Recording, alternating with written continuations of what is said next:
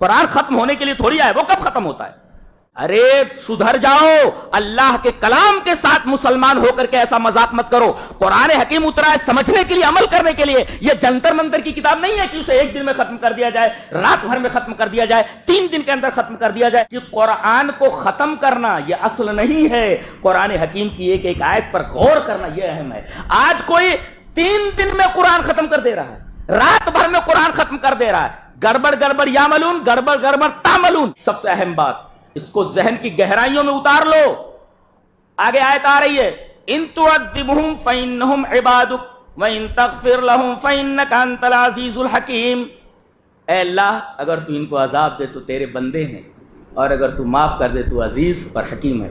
جانتے ہیں علامہ ابن قیم لکھتے ہیں کہ یہ آیت کریمہ ایک ہی نبی کریم صلی اللہ علیہ وسلم تہجد کی نماز میں رات بھر پڑھتے رہے، ایک ہی آیت، ان تعذبهم فانهم عبادک وان تغفر لهم فانک انت العزیز الحکیم۔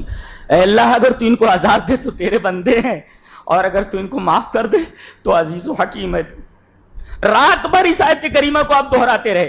علامہ ابن قیم لکھتے ہیں کہ جانتے ہیں اس سے کیا مسئلہ مستنبط ہوا؟ اس سے مسئلہ یہ مستنبط ہوا کہ قرآن کو ختم کرنا یہ اصل نہیں ہے، قرآن حکیم کی ایک ایک آیت پر غور کرنا یہ اہم ہے۔ آج کوئی 3 دن میں قرآن ختم کر دے رہا ہے، رات بھر میں قرآن ختم کر دے رہا ہے، گڑبڑ گڑبڑ یعملون، گڑبڑ گڑبڑ تعملون۔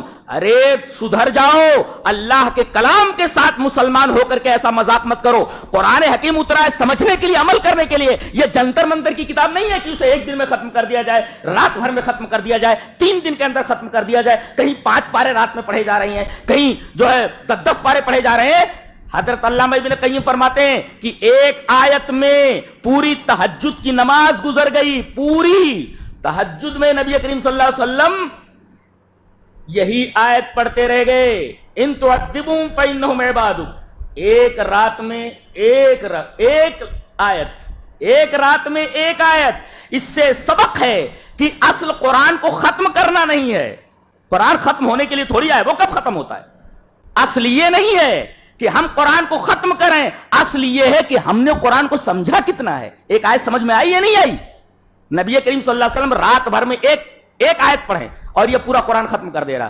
یہ امتی ہے، یہ نبی سے بڑھ گیا بیچارہ، کوئی شرم نہیں آتی، کوئی شرم نہیں آتی اس کہ نبی پوری رات صرف ایک آیت پڑھیں اور امتی کہتا ہے کہ ہم پورا قرآن پڑھ کر کے پورے قرآن کا ثواب لے لیں گے۔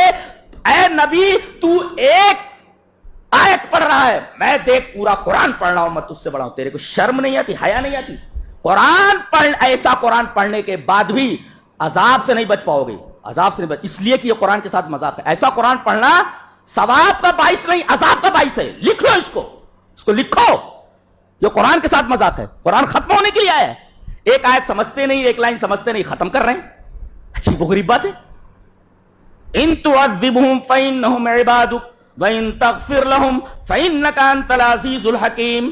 ایک آیت میں پوری رات گزر گئی۔ علامہ ابن قیم فرماتے ہیں اصل یہ نہیں ہے کہ قرآن زیادہ پڑھا جائے، اصل یہ ہے کہ قرآن حکیم کو سمجھا کتنا جائے، یہ ہے سمجھنے کا معاملہ۔